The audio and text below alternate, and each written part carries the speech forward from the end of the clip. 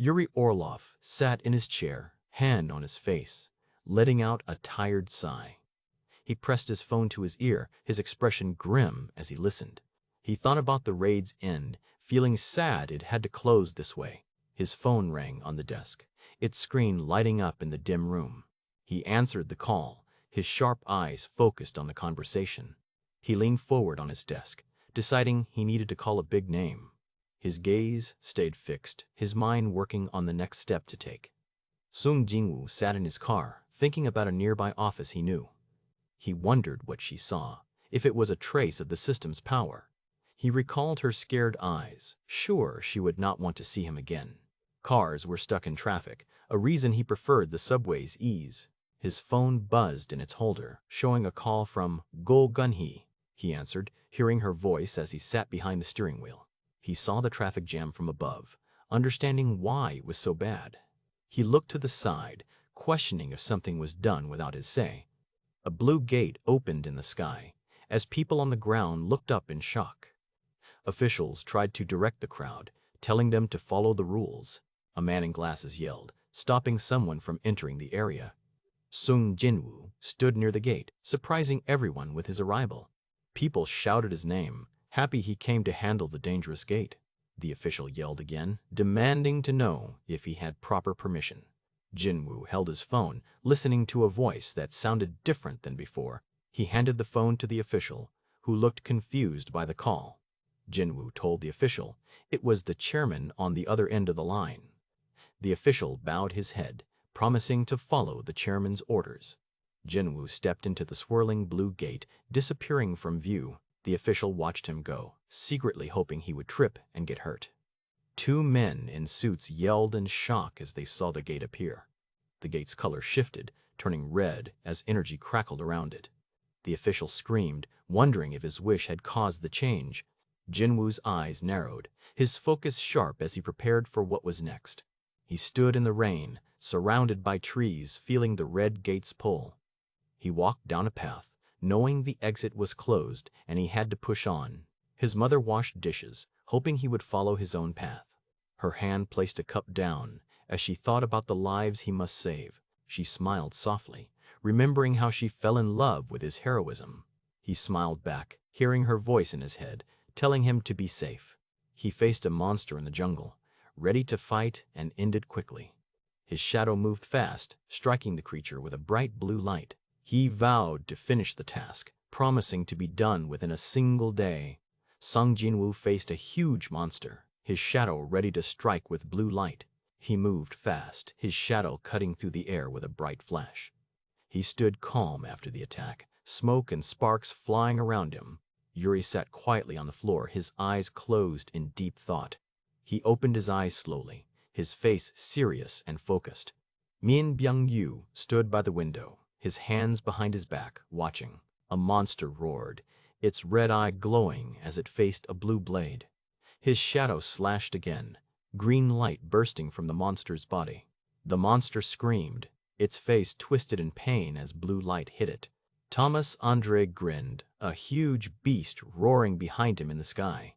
A red-haired man smiled, a giant snake coiled behind him, its mouth open.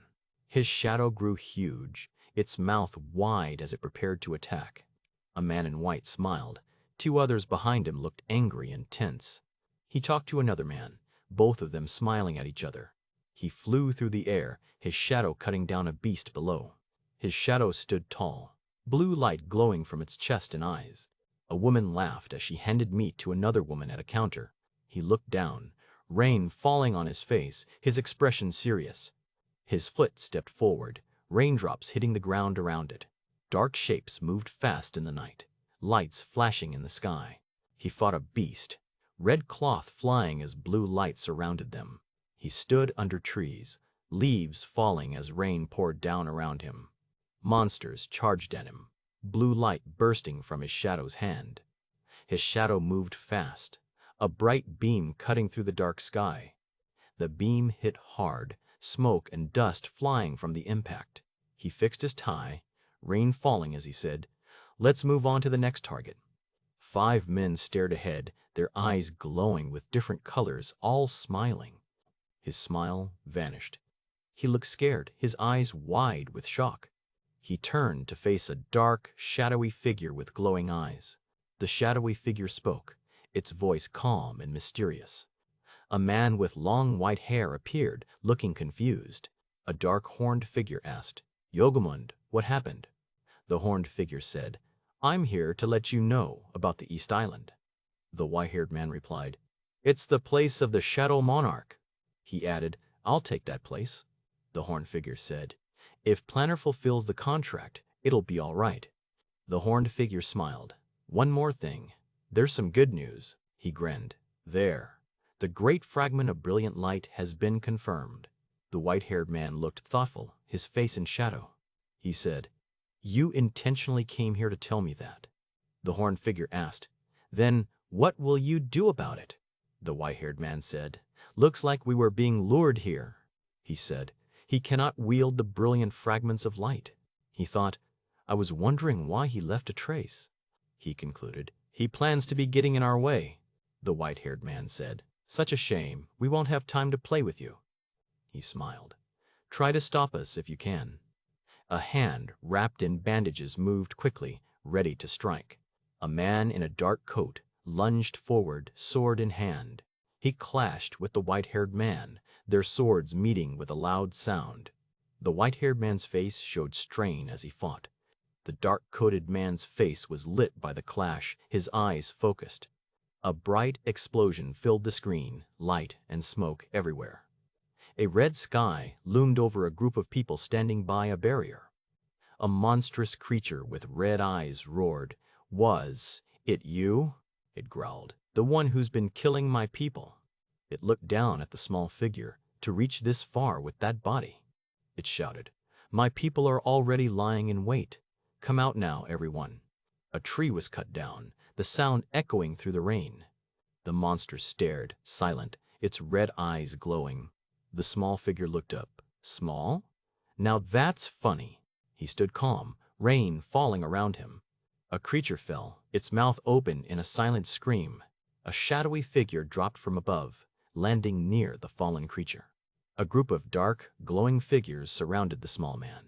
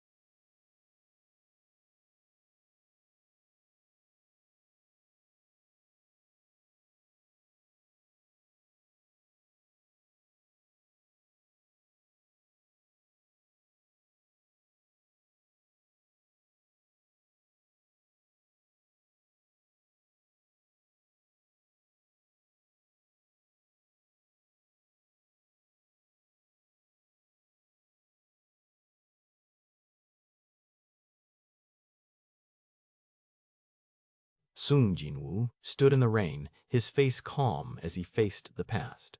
He looked ahead, his eyes sharp, ready for what came next. The forest around him felt heavy, like it was watching his every step. A bright blue light burst open, swirling with power and energy.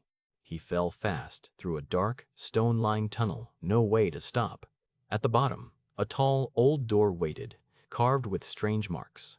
The door cracked open slowly, letting out a thin line of light. The stone floor below him split, as if something huge was waking. A stone face grinned wide, its red eyes fixed on him with hunger. The words, "Only I can level up," burned bright, marking his path. Sung Jinwoo's hand moved fast on the mouse, clicking with purpose. He glared at the screen, his eyes burning with anger at the haters. A stack of papers lay on the desk, clipped together for review. He slumped in his chair, tired from another day of fighting online. Sung Jinwoo stood behind him, making the man jump in surprise. The man asked why he was dressed so formally for the office. He opened his bag, revealing glowing magical cores inside. The man gasped, holding the bag and cheering about the guild's future. Sung Jinwoo wiped his head with a towel, reminding him of the rules. The man pointed a finger, saying there was one more urgent matter. Sung Jinwoo looked confused, a question mark appearing above his head. The man's face showed a sharp, determined look as he spoke. He told Sung Jinwoo it was a very important matter for the guild. Duh! He listed guild name ideas, his hands clasped in deep thought. The man yelled, shocked by the solo player guild name suggestion. He thought Sung Jinwoo wasn't good at making jokes like that. Someone knocked on the door, making him turn to see who it was. He opened the door, asking if this was Sung Jinwoo's guild office. He jumped back in shock as Sung Jinwoo stood beside him. Cha Haiye In stood in the doorway, looking calm and composed. Sung Jinwoo asked her what she was doing at his office. They sat on opposite couches, the space between them feeling tense. She took a sip from her can, her eyes fixed on him. He looked confused, wondering what was going on with her visit. He asked if the association chairman sent her or if she was kicked out. He asked her to join his solo plays guild, his voice calm. She stared in shock, her eyes wide at the guild's name. The man yelled, upset that he had decided the guild name without him. He stammered, trying to explain why he thought they agreed. He noticed her pulse and breathing, knowing she was not calm. He asked her why she wanted to join his guild so badly. He reminded her it had been 2 years since she was awakened. She said she had enough money to pay any penalty for leaving. He looked down, thinking hard about her sudden decision. She told him it was all right, her voice soft and quiet. She said she didn't need a down payment to join his guild. Her eyes narrowed, a determined look appearing on her face. Her eyes closed for a moment, showing her resolve. She stood in her hunter gear, ready for whatever came next. He stood beside her, his back to the viewer, watching her.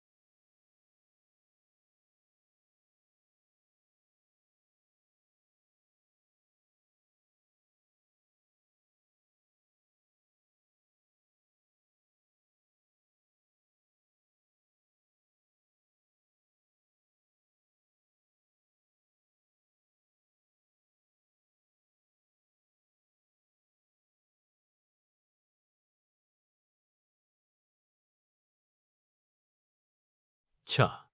Hey. In stared hard, asking which summon it was. He smiled, telling her he'd pick the strongest for her.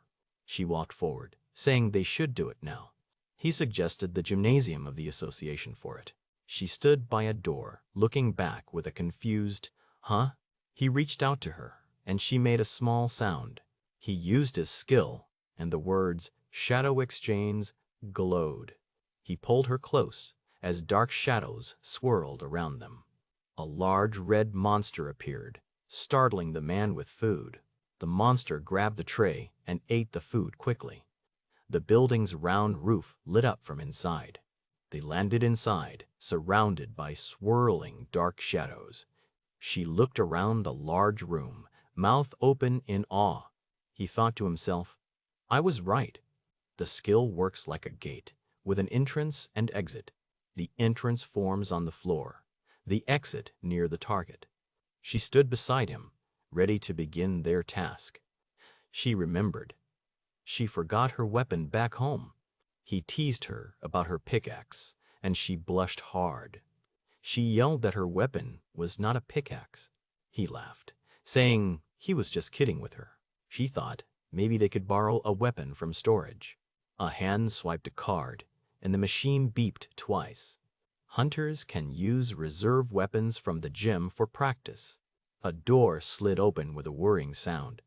Rows of spears and shields lined the weapon racks inside.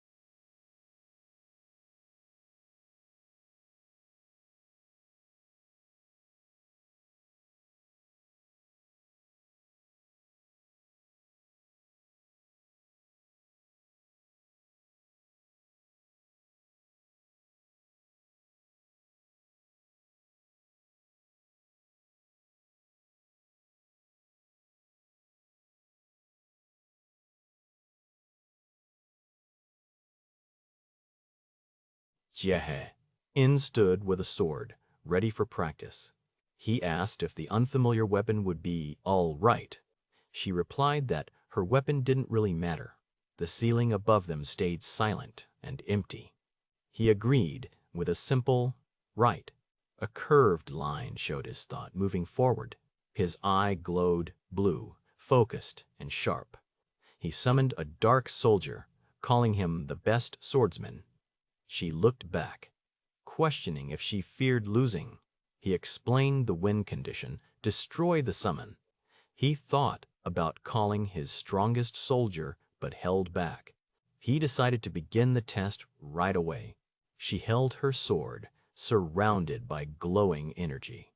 Someone wondered if she truly meant weapons didn't matter. His eye stayed fixed, watching her closely. She stood near the summon, saying, okay.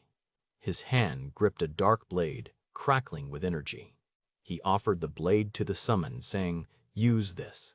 She agreed, saying, let's start now. And yes, he said. Then, as the summon stood alone, he called out, start, as they faced each other. The summon raised a glowing sword, ready to strike. The sword swung, creating a loud, powerful blast. The blast exploded with blue energy and force. She dodged the attack, moving fast and sharp. He thought she was fast, faster than average.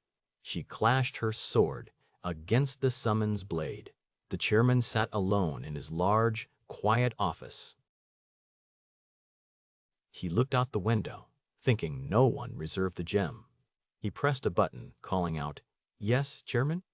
He asked to connect the gem's CCTV to his room.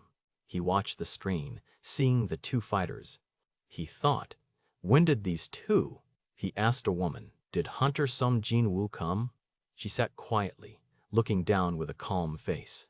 He admitted, I really was blind. He stammered, huh, Why, yes, but while writing, he wrote down that today was an inspection. He sat at his desk, looking serious and still. He sat at his desk, the flag behind him, as smoke rose from the crash. He spoke, his voice steady, about their youth and what they faced. He looked up, his face tense, sweat on his brow, waiting for what came. A dark figure with glowing blue lines burst through the broken wall. The screen went blank, a single curve drawn across the empty space. She held her glowing sword, asking if the Black Knight was his best. Her eyes glowed gold as she demanded he summon his strongest now. He turned his head, his blue eye sharp, fearing what might get hurt.